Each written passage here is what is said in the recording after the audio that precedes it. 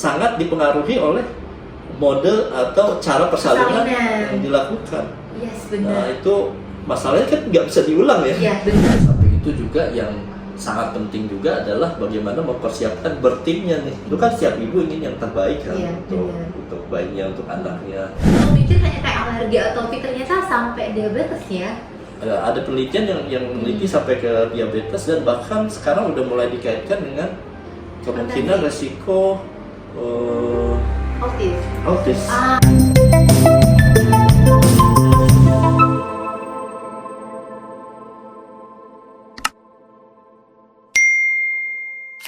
Halo, kita ketemu lagi dengan aku Bianila dan Dokter Ridwan. Ini pasti banyak banget deh kalau yang lagi nonton YouTube ini pasti ada Dokter Ridwan. Karena seringkali kalau kita nge-upload pasti banyak tuh testimoni positif lahiran sama Dokter Ridwan. Nah mungkin sebelum perkenalan, aku kenalin sedikit ya teman-teman. Dokter Ridwan adalah dokter Objin, kebetulan adalah owner dari Lahir di Tembuni, yang memang punya values untuk melahirkan dengan gentle dan nyaman. Angka persalinannya pun secara data 90% lahiran normal dan 10% memang sesar atas indikasi medis. Ini keren sih dok. Kenapa? Soalnya WHO itu nganjurin setiap negara memang gak boleh banyak-banyak sesarnya, 10-15% aja. Dan ini apresiasi banget buat Tembuni dan juga Dokter Ridwan. Nah, mungkin ada yang mau ditambahin gak dok? Sekarang kesibukannya apa sebagai dokter Objin? Nah, ya jadi ya lebih banyak membantu ya untuk para ibu hamil kemudian yang ingin melahirkan ya.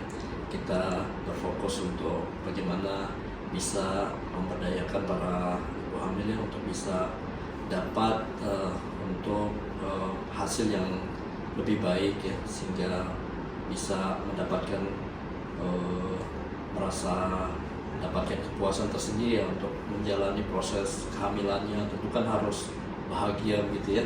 betul. Tetap bahagia saat proses melahirkan juga dan setelah melahirkan seperti itu. Wah, masih aktif menolong persalinan nih di Tembuni. Nah dok, menurut topik tadi yang udah sedikit dimention tentang sesar, ternyata kalau aku lihat, teman-teman juga bisa lihat nih datanya dari The Lancet 2017, ada isu nih dok yang menarik namanya sesar epidemik. Jadi sesarnya berlebihan di setiap negara, yang sebenarnya sesar itu awalnya diciptakan untuk life saving atau atas indikasi medis ya dok ya, untuk menyelamatkan ibu dan bayi. Sebenarnya apa sih dok efek samping sesar yang harus kita perhatikan?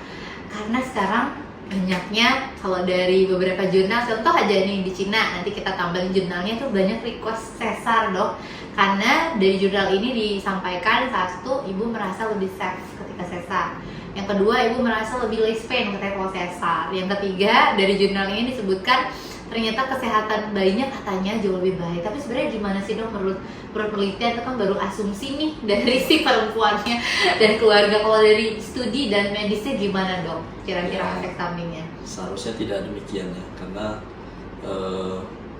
sesar itu tentu irisan yang dibuat itu lebih luas dan lebih dalam, sehingga kemungkinan efek terjadi komplikasi baik pada saat proses persalinan maupun pascanya juga tentu meningkat.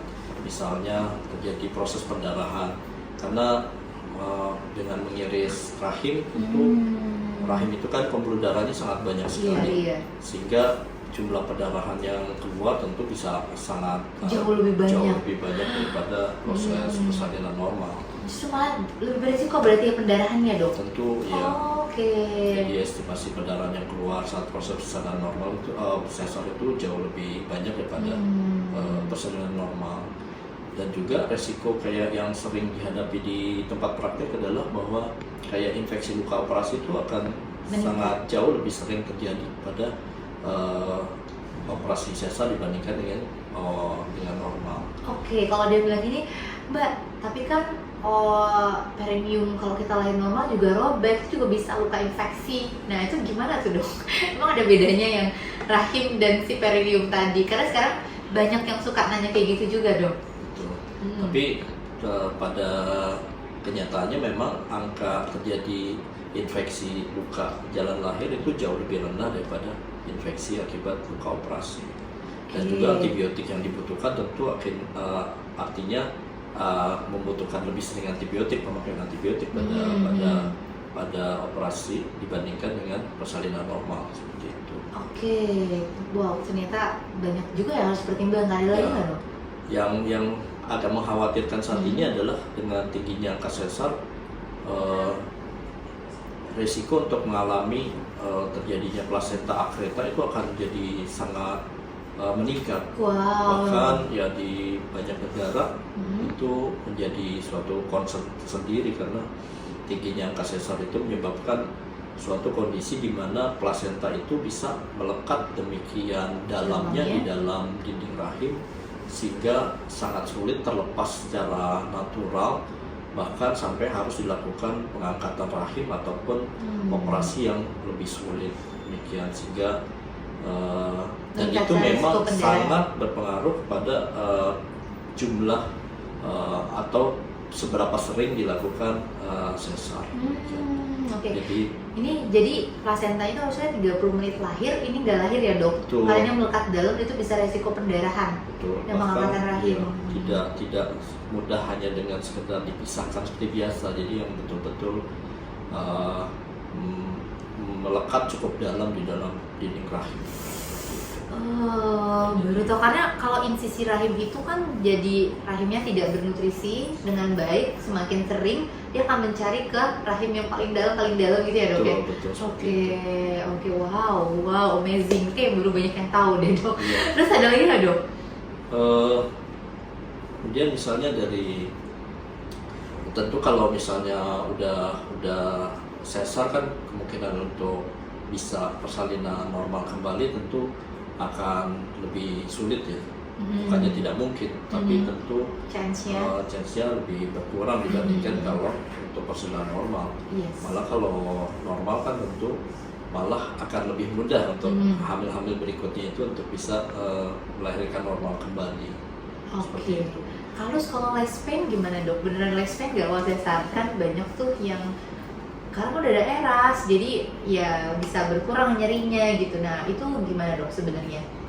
Ya tentu nyerinya berkurang itu kan karena pemberian obat anti nyeri yang jadi sangat banyak dan multi pemberian, ya pemberian injeksi bahkan di combine dengan modalitas pemberian pembiusan yang lain ya tentu saja memang bisa mengurangi nyeri pada saat selama di rumah sakit. Tapi sebenarnya saat proses pemilihan terutama setelah di rumah itu malah perlu waktu yang lebih lama secara umum pemulihannya dibandingkan dengan persalinan normal. Apalagi kalau udah melahirkan yang kesekian kali, yang kedua dan ketiga biasanya luka robekannya itu cenderung lebih sedikit ya untuk lahir normal dibandingkan untuk sesar. Oke, berarti memang perlu dipertimbangkan karena sebenarnya nih kesannya lifespan, tapi pemulihan sampai luka dalam itu bisa bertahun-tahun ya dok? Betul, karena kan makin sering dilakukan sesar, itu jaringan di dalam itu kan akan menjadi mengeras ya. Jadi dia tidak seelastis dulu lagi. Iya. Jadi sehingga apabila dilakukan operasi berikutnya itu biasanya memang akan membutuhkan waktu yang mungkin sedikit lebih lama daripada operasi yang sebelumnya. Dan ada kemungkinan misalnya terjadi perlengketan dengan organ lain, misalnya perlengketan antara rahim dengan kantung kemih misalnya, atau rahim dengan usus misalnya, sehingga itu yang sebenarnya akan secara teknis sebenarnya menjadi jauh lebih sulit.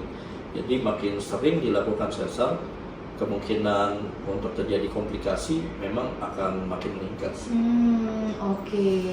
Jadi memang harus dipertimbangin matang-matang, kalaupun perlu itu memang akan dipakai, tapi harus indikasi yang benar-benar tepat. Contohnya apa dok? Indikasi medis yang sudah pasti sesar nih gitu. Ya kalau misalnya didapatkan placenta previa, jadi misalnya placenta previa yang di usia udah trimester 3 akhir, jadi placentanya memang betul-betul untuk total. Nah itu memang apa boleh buat, tidak ada jalan lain kecuali memang dilakukan persalinan melalui sesar. Atau misalnya posisinya sampai akhir persalinan itu tetap bayinya itu melintang. Kalau melintang memang kita sulit untuk bisa persalinan secara normal. Lalu kalau detak jantung ya dok ya, Betul. detak jantung yang nggak abnormal 120, 160 itu normalnya, kalau di bawah dan atas itu tuh juga perlu dipertimbangkan. Betul. Oke. Jadi kondisi gawat janinnya. Gawat janin, yes betul. Kalau bayinya nggak masuk panggul 3-6 minggu gimana tuh dok? Karena ada banyak tuh yang mbak, aku katanya panggulnya sempit 3-6 minggu bayinya belum turun, bayinya kegedean, aku harus sesar. Tuh benar harus segera sesar atau gimana dok sebenarnya? Secara umum sih kalau untuk ibu yang rata-rata ya, itu kemungkinan mengalami panggul yang sempit itu sangat kecil sekali ya. Apalagi dengan ukuran bayi yang juga rata-rata ya, optimal seperti itu, masih di bawah 4 kilo. Itu karena biasanya kalau dia nggak masuk panggul lebih cenderung kayak misalnya jumlah ketubannya yang Banyak. kebetulan masih agak banyak, sehingga bayinya memang masih perlu waktu untuk turun. Atau pada kondisi yang perutnya gantung misalnya. Jadi pada anak kedua atau anak ketiga di mana kondisi Anatomi otot perutnya maju ya dok, kayak sudah pepaya. mulai lebih lemah sehingga bayinya itu cenderung jatuh ke depan, Yes. tapi bukan jatuh ke bawah. Makanya kita berupaya mengedukasi kalau untuk yang hamil, terutama ya hamil kedua, hamil ketiga itu untuk menggunakan supporting belt atau sekarang itu ada yang kita bisa pakai belly wrapping. Nah itu sangat membantu sekali untuk bisa masuk ke dalam panggul. Atau yoga, ibunya Betul, olahraga. itu dengan olahraga itu bisa membantu untuk masuk ke dalam panggul. Jadi sangat jarang sekali bahwa itu diagnosa harus sesar gitu ya dok, karena panggul sempit. Karena bisa turun pas lagi kontraksi. Betul. Jadi pada saat kontraksi, ya terutama pada anak ketiga, yang kedua atau ketiga atau berikutnya, itu kadang kepala itu baru masuk panggul setelah kontraksi atau setelah pecah ketuban. Oke, kalau anak pertama gimana dong? Dia belum turun 3 minggu masih bisa ditunggu? Ya tentu saja. Ya selama misalnya tidak ada yang menghalangi dia untuk masuk ke jalan lahir, ukuran kepala normal, ukuran panggul normal, bersabar saja. Itu tetap masih sangat mungkin untuk turun masuk ke dalam panggul. Wow, ini banyak kasus. Jadi kalau teman-teman ragu, better coba deh konsul sama dokter Ridwan, karena yang menenangkan. Dokter Ridwan juga salah satu dokter objin aku. Ya, lalu ada lagi nih dok, biasanya sebelum kita bahas mengenai keuntungan lahiran normal, kalau ketubannya sedikit katanya, misalnya range-nya 7, 6, 8 atau 11 itu benar nggak dok? Mungkin nggak ada yang tahu nih sebenarnya range ketuban yang normal tuh berapa gitu, dan apakah harus sudah sesar atau enggak? Jadi memang yang dipakai adalah yang pertama adalah harus betul cara perhitungan jumlah ketubannya. Jadi harus dilakukan dengan cara yang tepat, dan memang angka yang dipakai adalah bahwa disebut di bawah 8 udah masuk kurang. Tapi sebenarnya ada lagi yang disebut sebagai oligohydramnion yang berat. Jadi yang kalau masih masuk kategori 6 dan 7 itu sebenarnya masih masuk kategori oligohydramnion ringan gitu. Jadi yang benar-benar indikasi mutlak itu sebenarnya udah masuk yang kategori di bawah 5. Betul. Jadi udah di bawah 6 itu memang udah masuk kategori oligohydramnion yang berat. Tapi kalau masih kategori yang ketubannya berkurang sedikit, itu masih sangat ada tempat untuk melakukan observasi. Jadi apalagi kalau misalnya dari rekam jantungnya bagus, berat bayinya bagus, jadi itu masih sangat mungkin untuk menunggu. Kadang pada saat kontrol berikutnya bisa saja dia malah jadi bertambah misalnya, sehingga kita tidak perlu melakukan intervensi yang tidak seharusnya. Baik dok, jadi cara menilainya harus tepat, dan range-nya itu oligohydramnion yang berat di bawah 6. Nah, nilai tepatnya tuh gimana kan sebagai ibu hamil, kayak ya aku nggak tahu nih gimana gitu ya, karena kan bukan ibaratnya bukan bidan, bukan dokter, terus aku taunya dari mana ya menilai tepatnya itu dari mana? Ya mungkin kalau yang angka 8 itu adalah dengan pemeriksaannya yang ada 4 kuadran ya. 4 kuadran. Jadi 4 kuadran, kemudian totalnya berapa seperti itu. Jadi si 8 ini untuk kuadran 1, 2, 3, 4 betul, totalnya jadi 8, gak cuma 1 ya dok? Betul ya. Kadang ada juga pengukuran single pocket ya. Tapi itu biasanya dilakukan kalau ketubannya memang masih banyak. Oh. Jadi hanya mengukur satu untuk mewakili yang lain bahwa ini udah cukup loh. Tapi itu istilahnya single pocket ya. Tapi biasanya kita ukur 4 kuadran untuk yang memang untuk melihat kok ada kecenderungan agak berkurang, mungkin lebih akurat dengan cara seperti itu. Oke, wah ini ilmu baru ya yang kayaknya gak pernah dibahas dimanapun.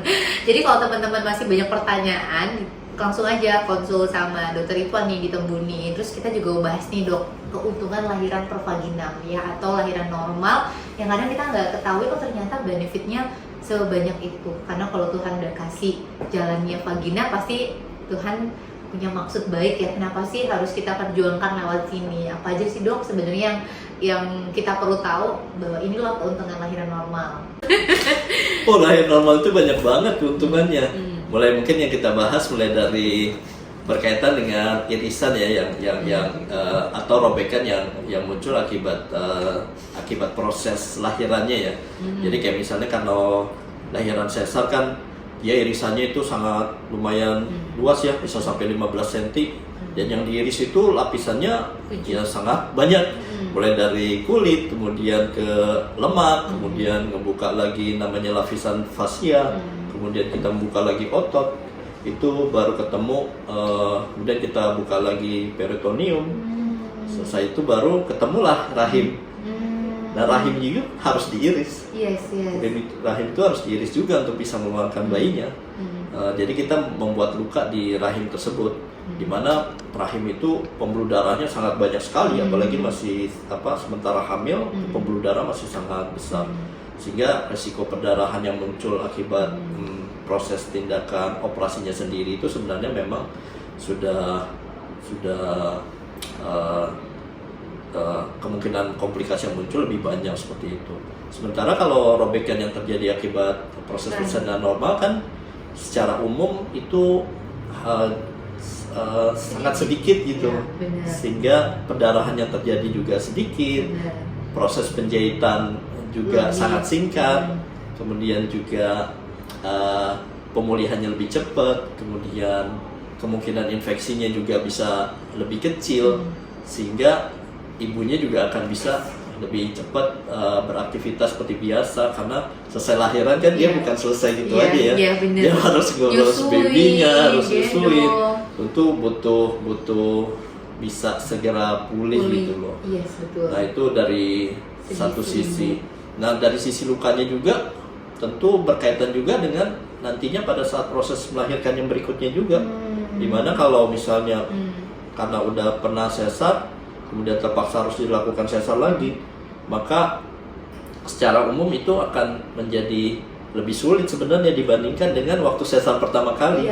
Sehingga waktu yang dibutuhkan untuk operasi pada sesar yang kedua atau yang ketiga tentu akan lebih lama dan risikonya juga lebih meningkat, karena risiko cedera ke organ terdekat seperti kantong kemih dan usus itu juga akan meningkat.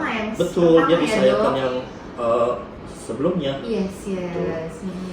Sehingga membutuhkan, dan pascanya karena jaringan yang diirisnya itu sudah mengeras, kemudian dibuka lagi dan dijahit lagi, tentu proses pemulihannya juga akan butuh waktu yang lebih lama lagi dibandingkan waktu yang sesar pertama.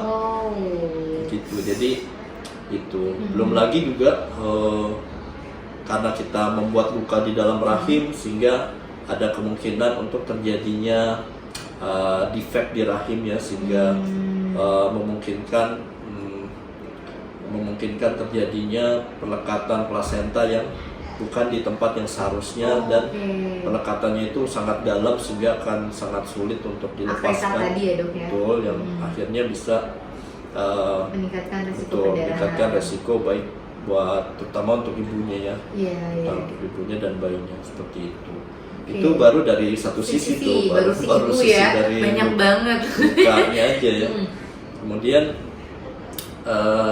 yang lainnya tentu karena kondisi pada waktu sesar yang menyebabkan kesulitan untuk dilakukan delay cord clamp misalnya.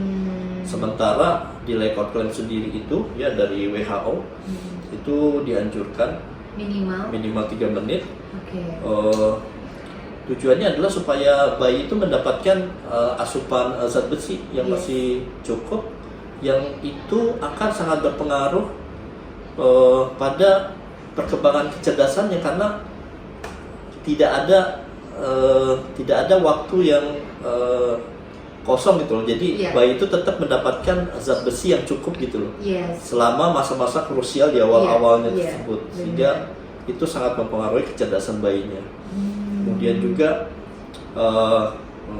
mungkin keterbatasan pada waktu melakukan IMD, inisiasi menyusui dini. Walaupun masih sangat mungkin dilakukan IMD pada waktu sesar, tapi tidak selama yang jadi normal, dan idealnya kan memang minimal sejam ya, Dok.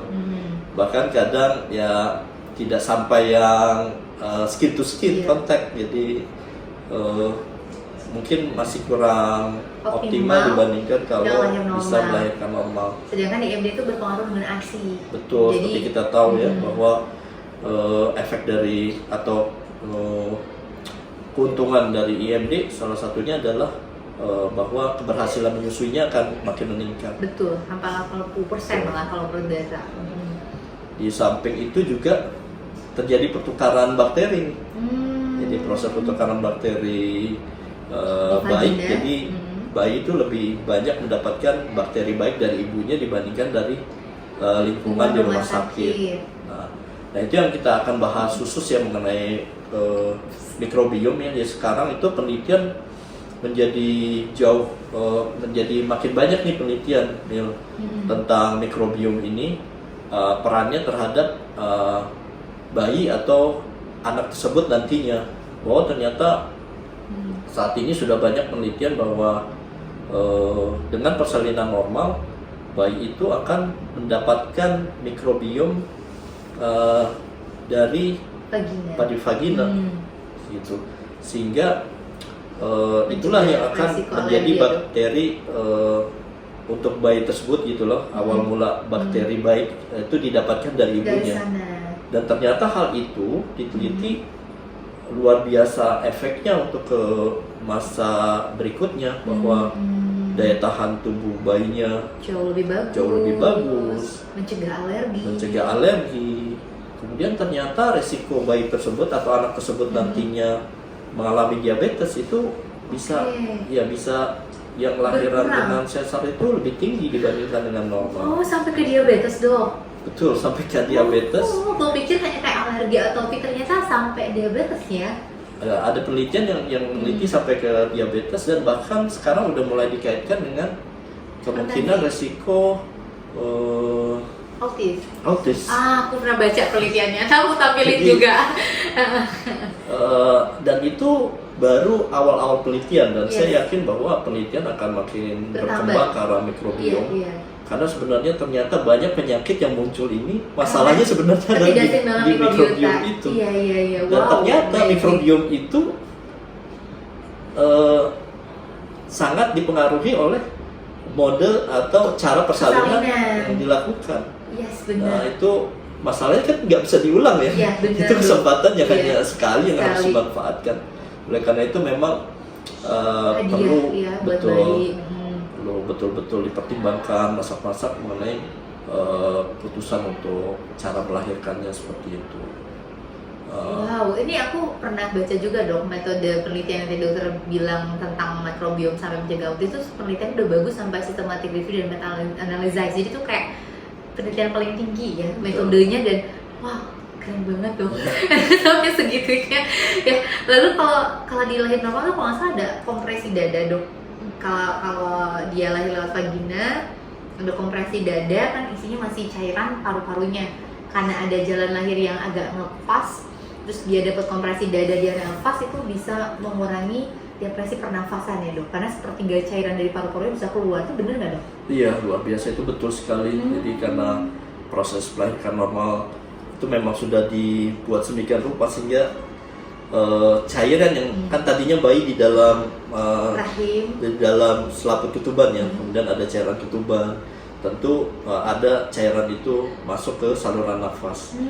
Nah masalahnya saat bayi tersebut lahir, dia kan harus bernafas spontan menggunakan paru-parunya, di mana parunya itu akan mengembang, kemudian dia akan bernapas spontan.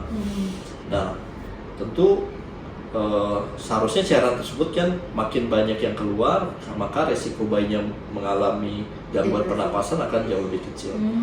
Nah, itu tidak terjadi pada saat proses persalinan sesar. Karena saat proses persalinan sesar itu bayi itu keluar tanpa ada proses seperti diperas seperti itu. Dadanya ya dok ya. Keluarnya cepat gitu, sehingga nggak ada proses itu. Itu makanya kenapa angka gangguan pernapasan pada bayi baru lahir itu meningkat, lebih tinggi pada persalinan sesar dibandingkan normal. Wow, bagaimana dengan manuver nih dok? Kalau kan bayinya itu kan bermanuver ya, kalau yang normal tuh kayak 7 manuver dia lakukan dari mulai turun, masuk, fleksi, nunduk, terus dia internal rotation, lahir, eksternal tuh ada manfaat nggak dok? Karena kalau saya pernah ikut seminar salah satu psikolog yang battle dari US, itu katanya menstimulasi berbagai sinaps, perkembangan sensor motor pada bayi. Makanya kalau kita ke psikolog tuh jadi form kuesioner kita lahirannya normal pas sesar. Karena gitu mempengaruhi karena mempengaruhi si perkembangan bayi ini gitu. Itu bener nggak sih dok, si manuver terus jadi si kontraksi rahimnya sendiri itu punya manfaat juga nggak buat si bayinya? Nah, kalau itu saya malah baru tahu nih. Kayak kita cek ya, itu ternyata katanya bisa mempengaruhi perkembangan sensor motor pada bayi gitu.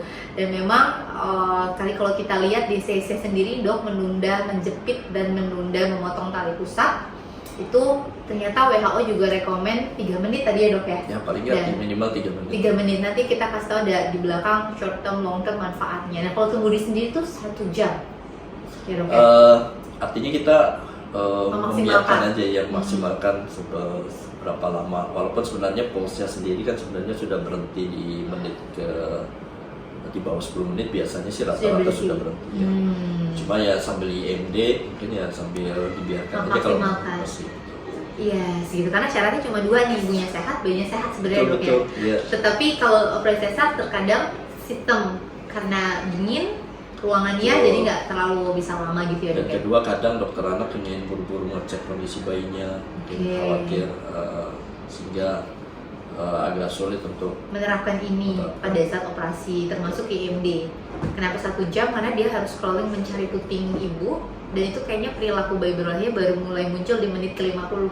Sedangkan di menit ketiga mungkin dia masih tidur, masih ngantuk. Jadi kalau hanya 5 menit diangkat ya dapat bobonya aja gitu ya dok ya. Makanya perlu banyak dipertimbangkan. Wow, keren banget dok. Ada lagi nggak sih dok yang ingin disampaikan tentang lahiran normal?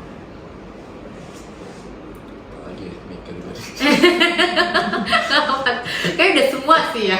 Udah semua ya dok ya, karena udah banyak banget yang sebenarnya teman-teman kalau kita cari lagi studinya, banyak sekali penelitian yang juga sekarang udah mulai dikembangkan mengenai kenapa sih harus melahirkan perpaginan itu berjuangkan. Dan di negara-negara maju pun kita lihat mereka juga sangat mengupayakan lahiran normal, karena mereka juga aku yakin percaya nih peradabannya generasinya itu dimulai dari sini gitu. Jadi makanya kita bareng-bareng harus belajar dan juga menjadi provider yang tepat agar bisa mengupayakan kelahiran normal dan tentunya nyaman. Nah, kalau dari dokter terakhir, karena pasti banyak banget sih informasinya yang ingin saya tanyakan sebenarnya.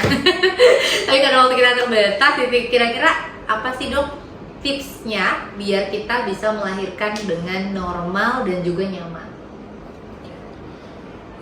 Nomor 1 dan paling penting adalah harus belajar. Harus belajarnya di tempat yang benar-benar sesuai dengan filosofi kita, values kita itu ya. Betul. Karena itu yang akan sangat menentukan keputusan yang akan diambil nantinya. Karena kan berbeda tentu orang yang paham, misalnya paham keuntungan, kerugian dibandingkan dengan orang yang tidak paham, kan tentu sangat beda. Nah, dengan edukasi itu kan nantinya muncul paham. Begitu sudah paham, mengerti, itu kan tentu akan menimbulkan percaya diri satu. Yang kedua juga tentu dia akan berusaha untuk lebih maksimal untuk bisa mencapai sesuatu yang dia inginkan. Itu kan setiap ibu ingin yang terbaik kan untuk bayinya, untuk anaknya. Tentu tapi untuk ke arah sana kan tentu butuh persiapan Yes, gitu. benar. Oleh karena itu keinginan untuk melakukan persiapan fisik itu dimulai dari edukasi dulu. Jadi itu sangat penting untuk nomor satu adalah mendapatkan ilmu yang tepat ya, yang sesuai. Nah setelah itu ya baru mulai melakukan persiapan yang lainnya, persiapan fisik ya, persiapan fisik bisa dengan berolahraga ya, olahraga yang bersifat kardio seperti jalan atau renang, ataupun misalnya Yoga, yang khusus pilates. untuk otot-otot melahirkan seperti yoga, pilates ataupun senam hamil tentunya. Kemudian juga selain persiapan fisik juga persiapan mental juga harus disiapin. Jadi bagaimana, karena mental itu sangat berperan dan membantu juga akan mempengaruhi ke fisiknya juga, sehingga bagaimana tetap mempunyai sugesti yang positif tentang kehamilan, tentang persalinan, kemudian ya tentu kayak belajar seperti metode relaksasi seperti hypnobirthing juga itu tentu sangat membantu sekali, karena tentu dengan tetap tenang, tetap rileks, itu melewati proses persalinannya itu akan jauh lebih mudah seperti itu. Kemudian di samping itu juga yang sangat penting juga adalah bagaimana mempersiapkan bertimnya nih. Yes, betul. Nah itu adalah sebenarnya salah satu kunci juga yang sangat penting, yang mungkin saat ini dianggap sepele gitu ya. Yes. Padahal sebenarnya itu adalah satu Support system juga yang support penting. system yang Mempengaruhi pikiran kita, pengambilan keputusan kita ya dok. Jadi akan seperti apa akhirnya itu sangat dipengaruhi oleh support system itu. Yes, Jadi sangat penting sekali mempunyai support system yang mendukung ke arah tujuan yang kita inginkan. Betul. Karena kan sebenarnya support system ini tuh juga di situ ada dokternya, bidannya, dulannya, itu figur yang segala kalimat kata-katanya gampang banget masuk ke alam bawah sadar kita. Jadi memang harus cari yang satu values, yang satu tujuan agar kita punya mimpi yang bisa sama-sama kita wujudkan ya dok ya. Itu akan jauh lebih mudah kalau support system juga disiapkan. Salah satunya rekomendasiku adalah Tembuni. Teman-teman harus nyobain sendiri deh ya, bahwa teman itu sangat punya filosofi yang luar biasa dan angka persalinan normalnya tinggi, dan juga banyak kelas-kelas edukasi yang bisa dilakukan agar lahiran bisa nyaman. Nah ini dia podcast kita. Mungkin kalau ada teman-teman yang ingin bertanya bisa di kolom komentar atau langsung aja ke Instagram Dr. Ridwan dan Tembuni nih kita taruh di bawah, atau langsung kontak ke Tembuni. Nah ini nomor WhatsApp-nya. Semoga hari ini bermanfaat. Terima kasih banyak buat Dr. Ridwan. Sibuk banget loh Dr. Rid. Masih mau memberikan informasi. Semoga disehatkan dan ilmu-ilmu yang di-share di sini jadi amal jariah buat dokter dan keluarga, buat semua tim Tembuni. Terima kasih banyak ya dokter. Sama. Oke, wassalamualaikum warahmatullahi wabarakatuh. Thank you semua.